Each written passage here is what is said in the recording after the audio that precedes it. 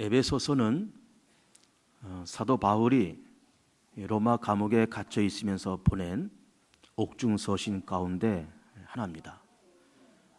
에베소서, 빌립보서, 또 골로새서, 빌레몬서 이 네 권의 책을 로마 감옥에서 그렇게 기록을 합니다. 그래서 옥중서신 이렇게 이야기를 하고 에베소서를 읽겠습니다. 1장 1절부터 14절까지 말씀을 보면 이 말씀 속에는 그 신령한 복에 대한 말씀을 하시고 있습니다. 우리는 신령한 복을 받은 사람들이다, 이런 말씀을 하시고 있습니다. 그래서 신령한 복이라고 하는 것은 이것은 영적인 복이라는 겁니다. 우리는 영적인 복이 있다, 이렇게 말씀을 하시고 있습니다. 이 영적인 복이 있는데, 그러면 영적인 복에 반대되는 개념은 어떤 물질적인 복, 어떤 가시적인 복이 있겠죠. 그런데 그와 비해서 예수 믿는 우리들은 영적인 복이 있다, 신령한 복이 있다, 이런 말씀을 하시고 있는 거예요. 가시적이고 물질적인 복은 이런 것이겠죠. 그야말로 물질적인 겁니다. 뭐 사업이 형통한다, 돈을 벌었다, 병이 나았다, 아이들이 잘 된다, 이런 가시적인 이런 복이 있을 수 있죠. 그러면서 우리도 세상 살면서 그런 가시적인 복을 받기를 다 원하고, 또 이런 가시적인 이런 축복이 성경 안에도 물론 있고 예수 믿는 우리들에게도 이런 가시적이고 물질적인 축복을 분명히 받아야 될 필요가 있고, 또 이런 가시적인 축복을 받기를 사모하는 것이 절대로 나쁜 것이 아니고 그것은 죄될 이유도 전혀 없는 거예요. 그런데 오늘 본문에서는 그런 가시적이고 물질적인 축복을 떠나서 신령한 복, 이렇게 얘기를 하고 있는 겁니다. 그러면 가시적인 복과 신령한 복이 무엇이 같고 무엇이 틀릴까? 이런 거 우선 좀 보고 넘어가도록 하겠습니다. 그런 물질적이고 가시적인 축복은 그것은 있다가 없을 수도 있죠. 또 없다가 있을 수도 있고, 대체로 물질적인 것이 그렇지 않겠습니까? 사업이 잘 되기도 하고 안 되기도 하고, 돈이 벌릴 때도 있고 안 벌릴 때도 있고, 또 이것이 내 돈인가 싶었는데, 이게 내 재산인가 싶었는데 어느 날 이것이 훅 하고 날아갈 수도 있습니다. 사기를 맞았다, 도둑을 맞았다, 혹은 내가 잘못 관리해서 잘못 이게 날아갔다. 그러면서 이 가시적이고 물질적인 복은 있다가 없어질 수도 있는 거예요.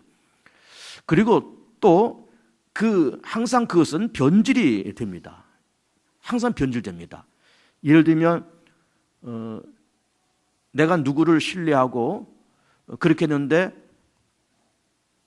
흔히 세상에서 말하는 것처럼 배신을 할 수도 있고, 저 사람은 좀 믿음직한 사람이다, 그래서 정말 가까이 하고 한 동업을 하고 어떤 일을 같이 추진하고, 그런데 사람으로부터 배신도 당할 수가 있는 거예요. 여러분, 자식한테도 배신을 당할 수가 있습니다. 그렇잖아요. 때로는 부부간에도 배신을 당할 수가 있어요. 그렇지 않기를 원하지만 그렇게 이런 사람과 사람 간에도 그런 배신을 당하고 그런 가치가 변질될 가능성이 항상 그 안에 존재합니다. 그뿐만 아니라 이런 가시적인 축복은 항상 만족도가 짧습니다. 만족도가 어떤 물질적인 것이나 또 어떤 가시적인 것이나 사람도 그렇고 다 만족도가 짧은 거예요. 예를 들면 몇백만 원 혹은 수천만 원 들여서 성형을 했다. 그래서 자기가 거울을 바라보면서 야, 잘 됐다, 또 남들이 볼 때도 참 잘 됐다, 그렇게 하지만은 시간이 지나가면서 이게 좀 시간이 지나가면서 좀 만족도가 떨어지고, 남들이 볼 때도 만족도가 떨어지고, 그러면서 이 세상적인 그런 가치는 항상 시간이 지나가면서 만족도가 떨어지게 되어 있습니다. 변질될 가능성도 있고, 또 중요한 것은 세상적인 가치관은 늘 수명이 짧습니다. 사람의 수명도 짧고 물질의 수명도 짧고, 내가 누리고 있는 건강, 내가 갖고 있는 재물, 물질, 이 모든 것이 다 수명이 짧습니다. 그러니까 가시적인 복과 물질적인 복이 그것이 나쁜 것은 아니지만, 그것을 구하면서 사는 것도 절대로 나쁜 것이 아니지만, 그것의 문제점은 만족도가 짧고 수명이 짧고 언제나 그 관계성이 변질될 가능성이 있다라고 하는 것이죠. 그러면서 반대로 오늘 본문에서는 신령한 복이 우리 가운데 있다, 이런 말씀을 우리 가운데 던져주고 있어요.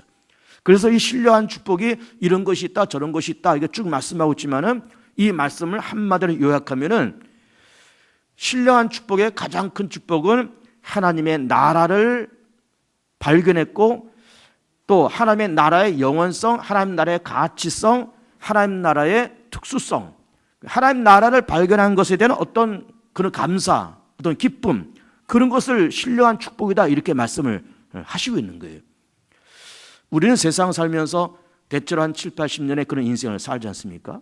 그렇게 인생을 살면서 우리는 태어나서 그러면서 어려서 우리는 학교를 다니기 시작했고 그러면서 뭐 국민학교, 중고등학교, 뭐 대학도 나온 분들이 여러 분 계시고 그러다가 남자들은 20대 초반에 군대 갔다 오고 또 20대 중반에 직업을 갖고 30 안팎돼서 결혼해서 자식을 낳고 그리고 또 그 아이들이 점점 크면은 또 시집장가 보내고 또 손주들도 봐야 되고 또 그러다 보니까 직장 다니다가 오랜 다니다가 또 은퇴도 하고 그만두기도 하고 그러다가 늙어서 세상을 떠나가는 것이 우리 삶의 그런 모습인 거예요.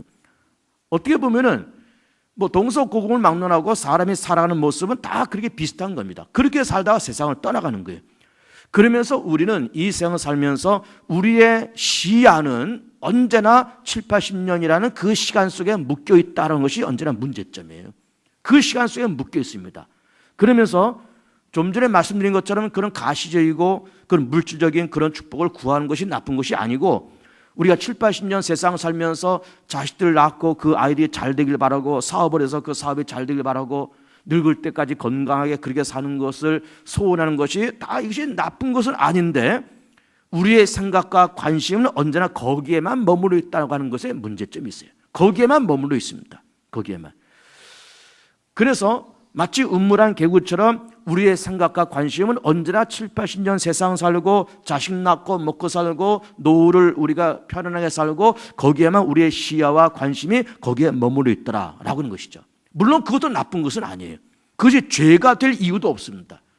죄가 될 이유는 없습니다. 그런데 그런 닫혀져 있는 음울한 개구리 같이 그래 7, 80년의 그 삶에 우리는 가치를 두고 거기에 관심을 두고 그렇게 살아가면서 어쨌든 하나님께서 우리 사람에게 영혼을 사모하는 마음이 있기 때문에 그렇게 갇혀져 있는 그런 세상 속에 살면서 그래도 뭔가 영원한 세계가 있지 않을까라고 하는 막연한 동경을 가지면서 살아가는 거예요. 7, 80년 세상 살면서 세상 떠나지만은 그러나 그 이후에는 어떤 세상이 있을 수도 있겠다, 있지 않겠나 이런 미래를 생각해 보기도 하고 때로는 전생도 생각하는 거예요. 그래서 불교에서는 전생을 말하지 않습니까? 그래서 환생을 말하잖아요. 과거에 어떻게 살았는데 어떤 모습으로 환생했다. 또 이렇게 살면서 죽어서 다른 모습으로 환생한다. 그러면 이 환생이라는 이런 교리, 또 윤회라고 하는 교리가 이런 불교에서 왜 나왔는가 하면은 역시 하나님께서 사람에게 영혼을 사모하는 마음을 주셨기 때문에 그런 종교가 만들어지는 거예요. 전생이 있지 않을까? 죽으면 어떤 다른 사람이 있지 않을까? 라고 하는 막연한 영혼을 사모하는 그런 마음 속에 그런 종교가 만들어지고 환생과 윤회와 어떤 영원한 막연하게 그것이 맞지는 않지만 그것이 진리는 아니지만 어떤 영원한 세계를 막연히 동경하는 그런 마음이 사람에게는 다 있더라 이 말이에요. 있더라 이 말입니다. 그래서 종교가 만들어지고 그러면서 어쨌든 사람은 그것이 진리는 아니지만 영원한 세계를 마음속에 두고 그것을 동경하면서 살아가는 것이 우리 인간의 마음인 거예요. 그런데 우리는 예수를 믿으면서 예수 믿어서 받는 축복이 뭡니까? 6가지가 있다고 제가 여러 번 말씀드렸잖아요. 죄사함, 의롭게 됨, 거듭남, 하나님의 자녀, 천국 백성됨, 성령의 내주하심. 이 예수를 믿는 축복인데 또 예수 믿는 그 6가지 축복 가운데 이거를 한마디로 요약하면은 예수 믿어서 죽어서 천당 가는 것. 이것이 어떻게 보면은 성경 66권이 우리 가운데 던져주는 아주 핵심적인 그런 메시지예요. 예수 믿어서 우리가 죽어서 천당 간다. 하나님의 자녀가 되어서 천당 간다. 천국 간다. 이것이 성경이 말씀해주는 그런 진리인데 이거는 변함없는 진리인 거예요. 또 성경에서 말하는 중요한 교리이고 또 성경이 정말로 간절히 외치는 그런 메시지이기도 한 겁니다. 자, 사람은 죽을 수밖에 없다. 근데 하나님께서 이 세상을 이처럼 사랑해서 독생자를 보내주셨는데 누구든지 저를 믿는 자마다 멸망치 않고 영생을 얻는다. 이게 복음의 핵심이 있잖아요. 그래서 이걸 간단하게 말하면 예수 믿어 나중에 천당 간다.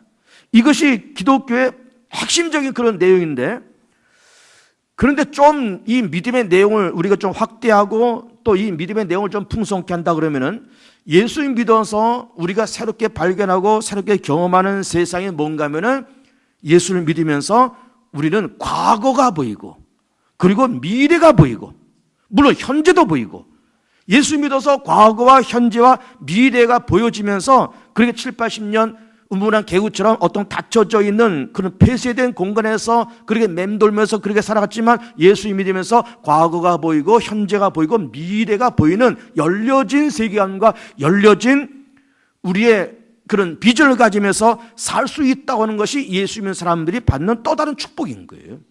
또 다른 축복인 겁니다. 이런 과거가 보인다는 말이 뭘까요? 뭐 불교에서 말하는 것처럼 무슨 전생이 보이고 뭐 그것이 보인다 그런 말이 아니에요. 과거가 보인다고 하는 것은 창세 때 태초라는 그 시간에 하나님이 말씀으로 천지를 창조하셨다는 것이 이것이 보여지고 이것이 믿어진다고 하는 것. 과거가 보여진다 이거예요. 왜 사람들이 자꾸 그렇게 세상을 닫혀진 세상을 살아가면서 진화를 말하고 왜 그렇게 말할까? 못 보니까, 과거를 못 보니까, 그 현재를 못 보니까, 그런 미래를 못 보니까.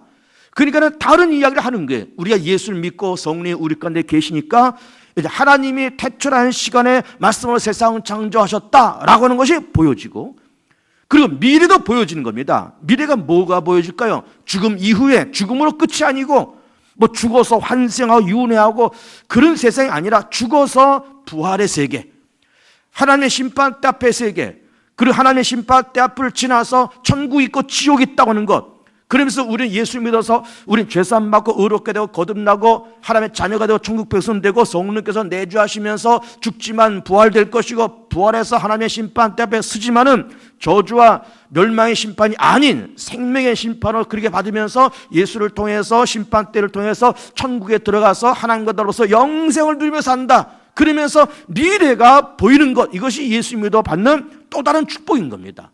과거가 보이고 현재가 보이고 미래가 보이고. 현재는 뭐가 보일까요? 현재는 하나님께서 나와 함께 하심이 보여지고 느껴지고 하나님께서 내 길을 예비하시고 선하게 인도해 가신다고 하는 예비하심과 인도함이 보여지고 느껴지고, 그리고 세상 만사가 시간과 공간과 사람의 역사와 흥망성쇠와 생사화복이 이것이 사람에 의해서 만들어진 것이 아니라 하나님의 주도 면밀한 계획 가운데 이것이 만들어져 가고 있고 하나님께서 모든 것을 주관하고 있다는 것을 믿어지고 보여지는 것, 이것이 예수 믿어 받는 또 다른 축복인 거예요. 지금이 보이고 과거가 보이고 미래가 보이는 거예요. 보인다라고 하는 것. 이렇게 우물한 개구리처럼 70년 80년만 이렇게 옹기종기 사는 것이 아니라, 여기만 보이는 것이 아니라 과거가 보이고 현재가 보이고 미래가 보이는, 이것이 신령한 축복의, 또 예수 믿어 받는 축복의 또 다른 이면이다, 이렇게 볼 수가 있는 것이죠.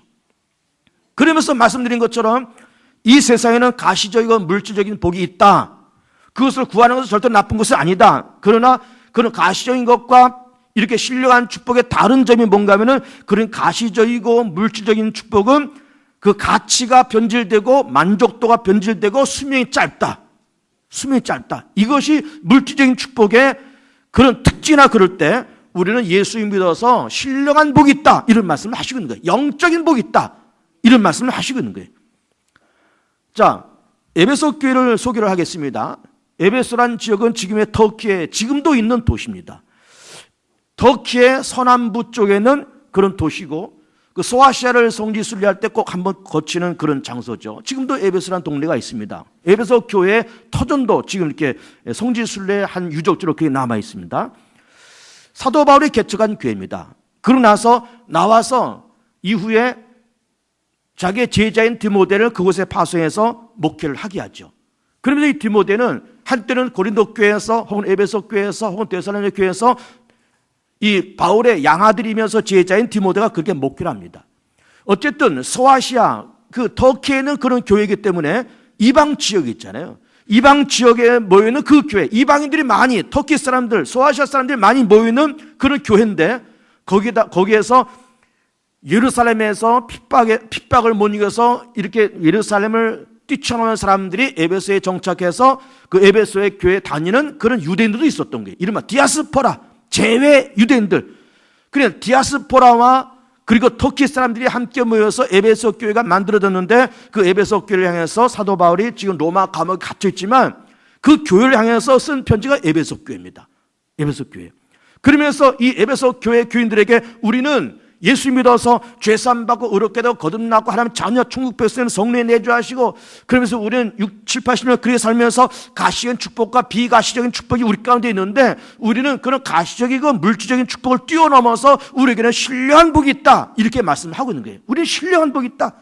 에베소 교회에게만 신령한 복이 있는 것이 아니라 오늘 2015년도를 지나가는 우리 모든 믿음의 성도들 특히 우리 개봉중학교 성도들에게도 신령한 복이 있음을 보길 바랍니다.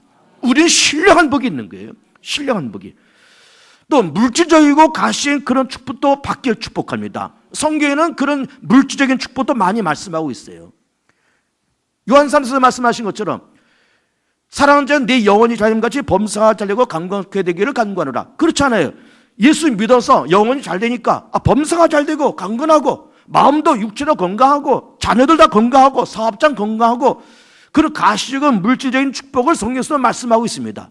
야베스의 축복도 그렇지 않습니까? 여호와의 손이 임하셔서 복의 복이 더해지고 삶의 직이 넓어지고 삶의 직이 넓어진다는 말이 뭐예요? 사업하면 사업의 영역이 확장된다 이 말이에요.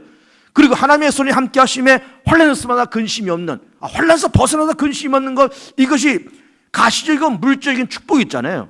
또 신명기 28장에서 말씀하신 것처럼 나를 사랑하고 내 계명을 지키는 자 들어가도 복받고 나가도 복받고 떡반죽에 그릇이 복받고 기름병에 복받고 우양의 새끼와 짐새의 새끼가 복받고 그런 물질적이고 가시적인 축복을 성경에서는 여러 군데 말씀하고 있습니다. 그래서 예수 그리스도를 주님으로 믿고 그러면서 신앙생활하고 교회를 다니는 우리 모든 성도들께서는 어쨌든 가시적이고 물질적이고 자손들이 잘 되는 그런 축복을 일단 받으면서 누리길 축복합니다. 그럼과 동시에 우리에게는 그것과 더불어서 신령한 복이 있다 이 말씀도 하시고 있는 거예요. 신령한 복이 있다. 그 신령한 복이 뭐냐라고 하는 것을 오늘 본문에서는 6가지를 말씀하고 있습니다. 6가지를. 그 6가지가 뭔가 하면은 첫째는 택함 받음, 두 번째는 속량 받음, 세 번째는 찬송의 도구로 세워짐, 네 번째는 거룩하고 흠이 없는 자, 다섯 번째는 성령의 인침, 여섯 번째는 예수안에서의 통일. 이걸 말씀하고 있어요. 그런 6가지의 축복이 그런 신령한 복이 우리 가운데 있다 이 말씀을 하시고 있는 거예요. 첫째는 택함을 입었다, 예정을 입었다 이 말씀을 하시고 있습니다. 우리 그전에 로마서를 읽으면서 로마서 8장에서 그 믿음의 십자가를 기억하라고 몇 번 말씀드립니다. 믿음의 십자가, 횡축과 종축. 종축의 4가지, 횡축의 2가지. 그래서 십자가 형태를 만들라고 했습니다. 맨 밑바닥, 이 종축의 맨 밑바닥에는 예정, 그 다음에 그 위에 부르심, 그 위에 의롭다 하심, 맨 꼭대기에 영원롭게 하심, 양옆에 성령의 탄식함의 기도, 그리고 합력해서 선. 그리고 십자가 형태의 믿음의 십자가를 기억하라 말씀드리고 오늘 본문에서도 신령한 복이 6가지 나오고 있으면서 우리는 첫 번째는 예정과 택함을 입었다 이런 말씀을 하시고 있습니다. 그러면 무엇으로 예정받고 무엇으로 택함을 입었느냐? 본문에서는 우리는 하나님의 아들로서 예정받고 택함을 입었고 하나님의 기업으로 예정받고 택함을 입었다 이런 말씀을 하시고 있어요. 하나님의 아들이라고 하는 말은 어느 정도 이해가 가는데 기업으로 예정받았다 택함받았다는 말은 조금 좀 어렵습니다. 기업으로 예정받았다? 이게 무슨 말씀입니까? 일단 본문을 보시면 5절 보시면 이렇게 되어 있습니다. 5절 그 기쁘신 뜻대로 우리를 예정하사 예수 그리스도로 말미암아 자기 아들들이 되게 하셨으니 그 하나님의 아들들이 되기 위해서 우리를 예정하셨다. 예정. 그 다음에 11절을 보면 모든 일을 그의 뜻의 결정대로 일하시는 이의 계획을 따라 우리가 예정을 입어 그 안에서 기업이 되었다. 그 하나님께서 우리를 기업으로서 예정하셨다 이 말이에요. 여기서 말하는 기업이 뭘까? 무슨 뭐 현대자동차, 삼성전자 그런 기업을 말을 하는 것이 아니에요. 상속자를 말을 하는 거예요. 하나님 나라의 상속자. 그 하나님께서 천국을 만들어 놓으시고 천국이 어떤 곳입니까? 하나님이 계신 곳이잖아요. 거기는 아픔이 없고 곡하는 것이 없고 또 죽음이 없고 사망이 없고 어둠이 없고 갈등, 분노, 경쟁 이런 것이 없는 완벽한 낙원, 완벽한 평화, 완벽한 행복, 완벽한 자족감이 있는 하나님이 계시고 하나님이 직접 다스리고 통치하시는 그 나라를 만들어 놓으시고 유리바다 황금길 12진주문과 다달에 맺히는 그런 실과를 만들어 놓으시고 그 엄청나고 화려한 천국을 만들어 놓으시고 이걸 누구한테 물려줄까 생각하셨다는 거예요. 이걸 누구한테 물려줄까? 그런데 하나님께서 우리를 이거 물려줄 사람을 택하셨다는 거죠. 저와 여러분을 택하셨다는 거예요. 그래서 여기서 기업이라는 말은 상속자를 얘기합니다. 하나님 나라의 상속자. 그럼 이걸 택했는데 언제 택했느냐? 언제 택했느냐? 언제 선택했느냐? 언제 예정했느냐? 그 말씀이 4절에 나와 있습니다. 4절을 보시면 곧 창세 전에 그리스도 안에서 우리를 택하사 우리로 사랑 안에서 그 앞에 거룩하고 흠이 없게 하시려고. 언제요? 창세 전에 그리스도 안에서 우리를 선택하셨다 이렇게 말씀하고 있어요. 여러분 놀라운 얘기 아닙니까? 우리는 이 세상 살면서 어떤 분들은 모태로부터 예수 믿고 교회를 다니는 분도 있고 어떤 분은 20대 30대에 누구의 전도를 받아서 예수를 믿고 교회를 다니기 시작했습니다. 그러면 우리는 그 예를 들어서 우리가 교회 다닌 지 10년 됐다, 또 예수 믿은 지 20년 됐다. 그러면 20년 전에 하나님께서 우리를 불러서, 그럼 20년 전이라 그러면 1995년도잖아요. 그리고 95년도에 하나님께서 어느 날 우리를 불러서 아무개야, 개봉동 사는 아무개야, 광명시 사는 아무개야, 이제는 너 개봉중학교 다녀, 이제는 예수 나 믿어, 이제 하나님의 거룩한 백성 돼 하면서 그때 부르고 그때 선택한 것이 아니라 이미 창세 전부터 선택했다는 거예요. 놀라운 얘기 아닙니까? 개봉중앙교회가 1971년도에 이 광명 땅에 개척된 것이 이게 창세 전부터의 하나님의 계획이라는 거예요. 오늘 2015년도 4월 19일 주일 11시 예배를 드리는 이 예배도 하나의 사건이잖아요. 이 11시에라는 이 사건이 오늘 갑자기 이렇게 예배가 진행되는 것이 아니라 이 예배조차도 하나님께서 창세전부터 선택하시고 준비하셨다는 거예요. 여러분이 예수 믿고 하나님의 거룩한 백성 되고 개봉중학교의 성도가 되면서 우리 예수 믿어서 나는 죄사함 받았다, 천국 백성 되었다, 나는 죽어서 천당 간다, 그런 믿음이 있게 된 것도, 하나님의 거룩한 백성 된 것도, 이것도 창세 전부터 하나님의 예정과 선택이라는 거예요. 놀라운 얘기 아닙니까? 여러분, 창세 전이라는 말이 뭐예요? 세상을 만들기 전에, 그 말이에요. 놀라운 얘기 아닙니까? 우주 만물을 하나님께서 말씀으로 지으셨는데, 아까도 말씀드렸듯이 예수 믿어서 나중에 천당 간다는 것을 뛰어넘어서 예수 믿어서 우리는 시야가 넓어졌다 그랬잖아요. 과거와 현재와 미래가 보인다 그랬지 않습니까? 과거 하나님께서 천지 만물을 창조하실 때가 보이고, 지금 하나님이 함께 하신다는 것도 보이고, 나중에 죽어서 부활의 세계와 하나님의 심판 때와 천국의 세계가 보이잖아요.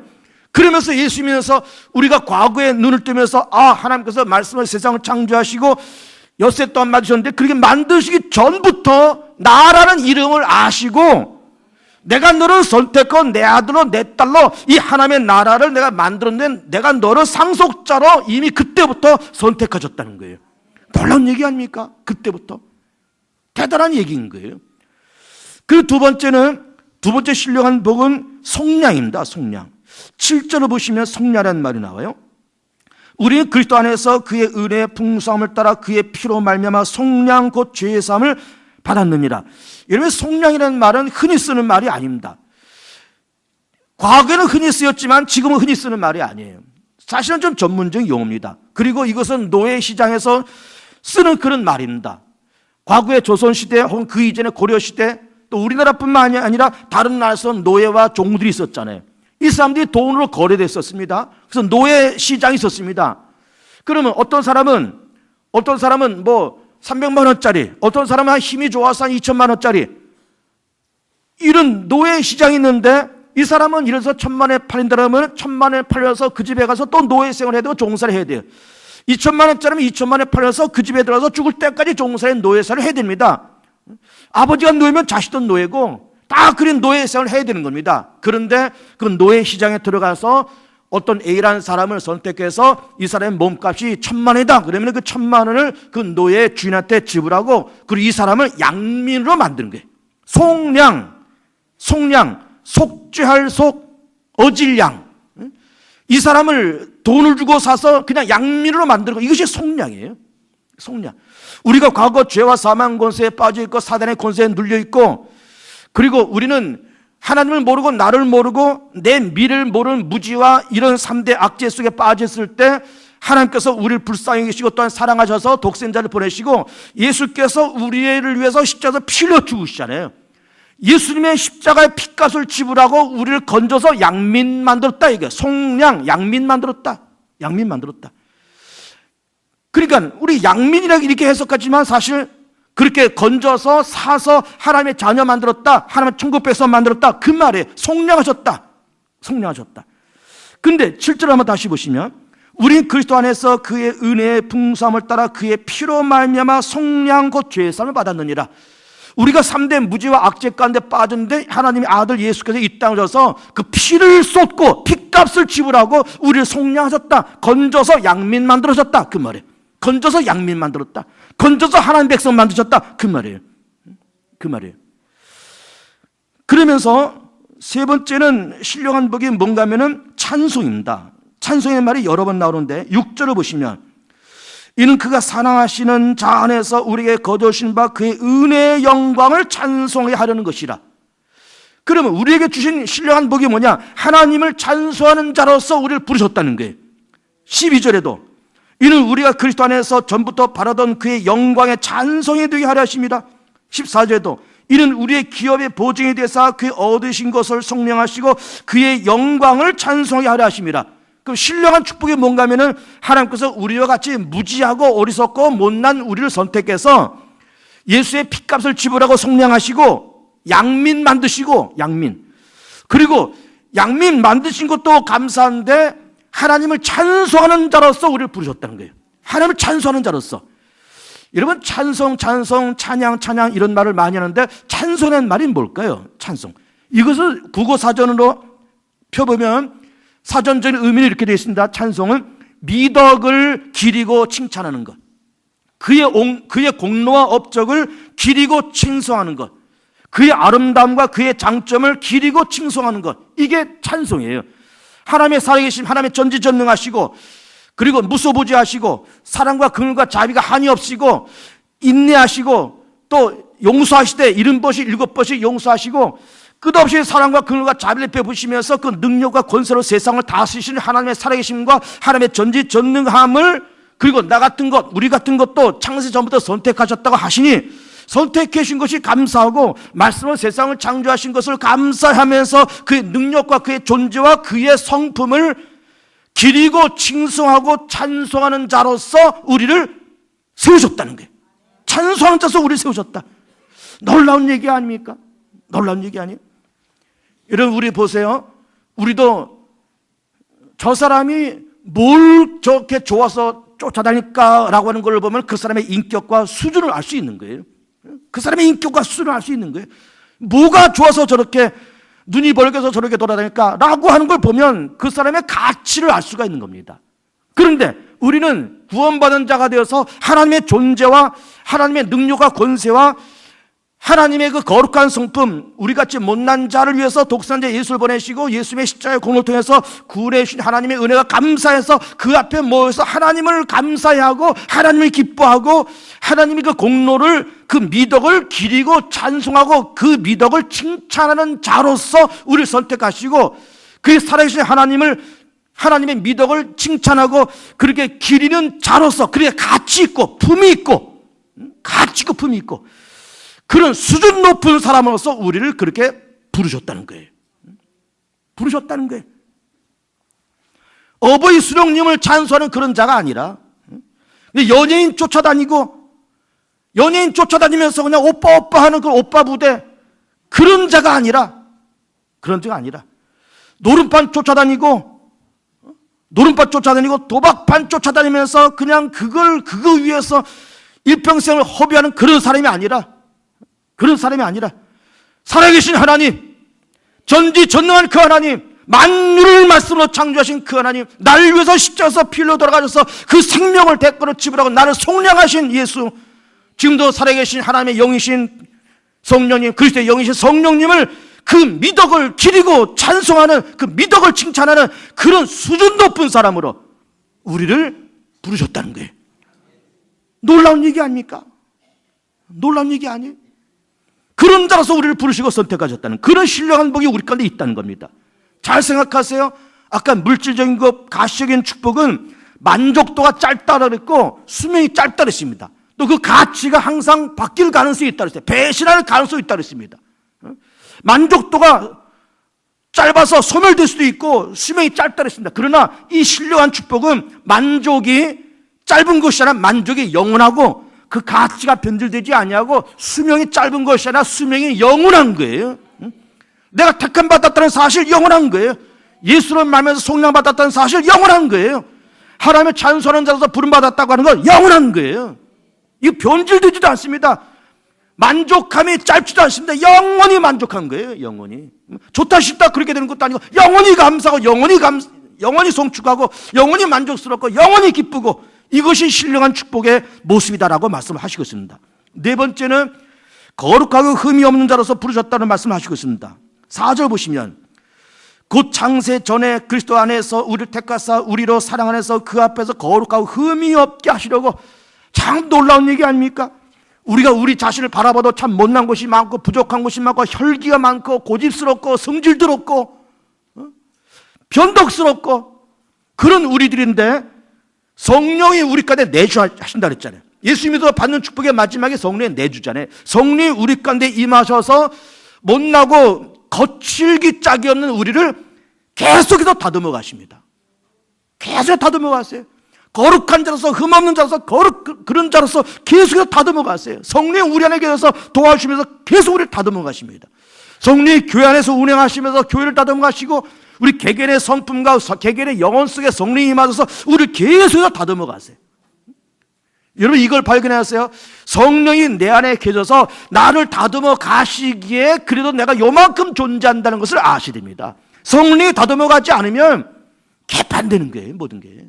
이건 뭐 남봉꾼이 따로 없고 이게 무슨 뭐 도둑 깡패가 따로 없고 이게 무슨 시정잡배가 따로 없고 성령이 다듬어 주지 않으면 이건 뭐 교회를 100년 다녀도 성령께서 다듬어 가지 않으면 이거는 뭐 그야말로 이거는 어떻게 손볼 수 없는 봐줄 수 없는 그런 사람을 살아가는데 성령이 우리 안에 계셔서 다듬어 가시기에 그래도 요만큼 존재한다는 것을 그걸 한번 보시길 축복합니다. 그걸 한번 보시라고요. 성령이 다듬어 가니까 여러분이 그래도 그만큼 있어요. 성령이 다듬어 가니까 여러분의 가정에 그만큼 있고 성령이 다듬어 가니까 개봉중학교에 이만큼 있는 것이고 성령이 다듬어 가니까는 박정호 목사도 요만큼 있는 것이고 성령이 다듬어 가니까는 우리가 이만큼 존재하고 있음을 믿으시면서 감사하는 여러분들 되길 축복합니다. 뿐만 아니라 거룩한 면도 없고 흠이 많은 우리들이지만은 거룩하지 못하고 흠이 많은 우리들이지만은 그래도 불구하고 하나님께서 성부 하나님이 예수 그리스도를 통해서 우리를 거룩하다고 불러오신다는 거예요.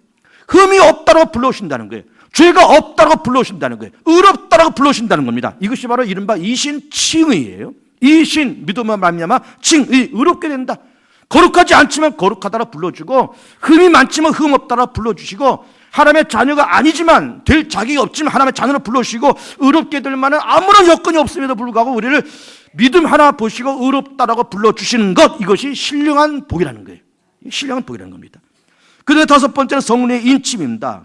13절 14절 보시면 그 안에서 너희도 진리의 말씀 곧 너희의 구원의 복음을 듣고 그 안에서 또한 믿어 약속의 성령으로 인치심을 받았으니 인침을 받았다. 과거 노예 시장 아까 노예 얘기를 했지만은 과거 노예들은 불도장을 찍었습니다. 몸에다가 불도장을 딱 찍었어요. 이 박신혜진 노예가 박신혜 뭐 이렇게 박씨라는 그 한문으로 박자를 딱 찍었겠죠. 이 불도장을 어깨다가 팍 찍는 거예요. 이 불도장을 찍는 거예요. 그처럼 성령이 우리 가운데 인쳤다. 무엇을 인쳤을까? 너는 내 백성, 너는 구원받은 백성, 내 나라를 상속받을 자. 그 성령의 인침을 받았다는 것이고 동시에 성령을 보증으로 우리에게 주셨다는 말씀을 하시고 있어요. 14절 보시면 14절 이는 우리 기업의 보증에 대해서 그 얻으신 것을 성령하시어 그의 영광을 찬송하게 하려 하심이라. 기업의 보증에 대해서 이 말이 뭘까? 이 말이 뭘까? 자, 아까 기업이라는 말을 제가 어떻게 해석했는가는 상속자로 해석했습니다. 하나님께서 세상을 창조하시고 하나님의 나라를 만드신 다음에 그 나라는 환상적인 나라 아닙니까? 12주 중 황금길 유리바다 다시는 아픔과 곡함이 있고 어둠이 없는 완벽한 평화와 자유가 있는 만족함이 있는 그런 세상 하나님이 직접 다스리는 그런 세상 이걸 만드시고 우리를 상속자로서 창세 전부터 예정하시고 부르셨는데 그 우리도 지금 난 난 예수 믿어서 의롭게 되고 이제 하나님 나라의 상속자야. 상속자인데 정말 내가 죽어서 하나님의 심판대 앞에 덜렁덜렁 갈 때 정말 나를 상속자로서 어떻게 인정을 해줄까, 이게 궁금한 거예요. 노예들이 자기 몸에 박씨라는 도장이 딱 찍혔으면, 그 불도장을 딱 찍혔으면, 아, 이거 박씨네 집 아이야, 박씨네 집 노예야, 이 김씨네 집 노예야, 이렇게 도장이 찍혀서 알지만, 아, 내가 아무 흔적도 없는데 내가 그냥 이렇게 가서 하나님 나라에 들어가서 내가 예수 믿은 사람이고 내가 이 나라를 상속받을 자라고 내가 얘기하면은 이게 도대체 하나님이 뭘 보고 믿어줄까, 이런 궁금증이 드는 겁니다. 그런데 우리 안에 성령을 보증으로 주신다는 거예요. 성령 보증으로.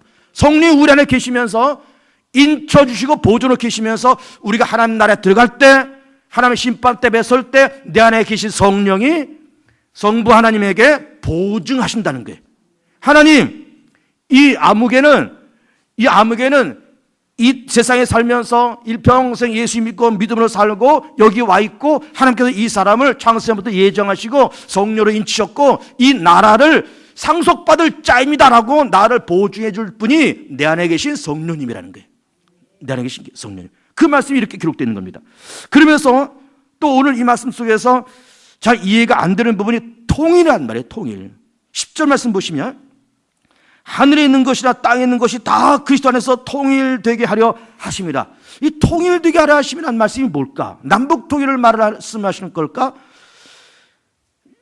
여기서 통일이라고 하는 것은 어느 것이나 어떤 피조물이 되었든지 어떤 사람이 되었든지 과거가 되었던 현재가 되었던 미래가 되었던 어떤 사건이 되었든지 간에 모든 피조물은, 인류를 비롯한 모든 피조물은 누구나 다 예수 앞에 무릎 꿇고 예수가 하나님의 아들이요, 예수가 메시아요, 예수가 날 위해서 십자가로 죽으셨다는 사실을 고백할 날이 있다는 거예요. 그것을 통일로 얘기하는 거예요. 다 예수 안에서 통일된다. 누구나 다 나를 고백할 걸, 누구나 다 내 앞에 와서 무릎을 꿇을 걸, 그렇게 말씀을 하시고 있는 거예요. 그렇게 말씀하고 있습니다. 믿는 자나 안 믿는 자나, 예수를 불신했던 사람이나 그리고 다른 종교가 있었던 사람이나 남녀노소를 막론하고 종교의 유무를 떠나서 종교의 색깔과 종교의 종류를 망라하고 모든 자가 한 번은 예수의 십자가 앞에, 예수의 심판대 앞에, 예수의 존재 앞에 무릎 꿇고 그 입을 벌려 자기 죄를 직고하고 그 입을 벌려서 하나님을 살아계심을 고백하고 입을 벌려서 예수가 하나님이요, 예수가 날 위해서 십자가 죽으셨다는 사실을 고백할 날이, 고백할 시간이, 고백할 사건이 있다는 거예요. 그때가 있다는 거예요. 이것이 바로 예수 안에서 통일입니다. 모든 피조물도 모든 인류도 다 예수를 주로 고백할 그날이, 그때가 있다는 거예요. 놀라운 얘기죠. 놀라운 얘기입니다. 이것이 신령한 복이라는 거죠. 신령한 복 6가지를 요약해 드립니다. 택함 받았다, 창세전부터 택함 받았다, 예수의 십자가로 말미암아 속량받았다, 찬송의 도구로 우리를 삼았다, 거룩하고 흠이 없는 자로서 그렇게 만드시고 또 거룩하고 흠이 없는 자로 그렇게 불러주신다, 성령의 인침이 있고 보증이 있다, 그리고 예수 안에서 통일됨이 있다. 이런 신령한 축복이 예수 믿는 우리에게 있고 있을 것이고 이미 있었고, 이런 축복을 누리고 가시적이고 물질적인 축복과 아울러서 이런 신령한 복이 내게 있음을 믿으면서 확신과 소망 속에, 기쁨과 또 성령의 충만함 속에 그렇게 살아가는 우리 귀한 모든 성도들 되시기를 축복합니다. 이 합심에서 같이 기도할 때 주여 우리 가운데 신령한 복을 주심을 감사합니다. 이 복을 누리며 기뻐하며 자족하면서 그렇게 살게 해달라고 합심해서 주여 한번 해주기로 하겠습니다.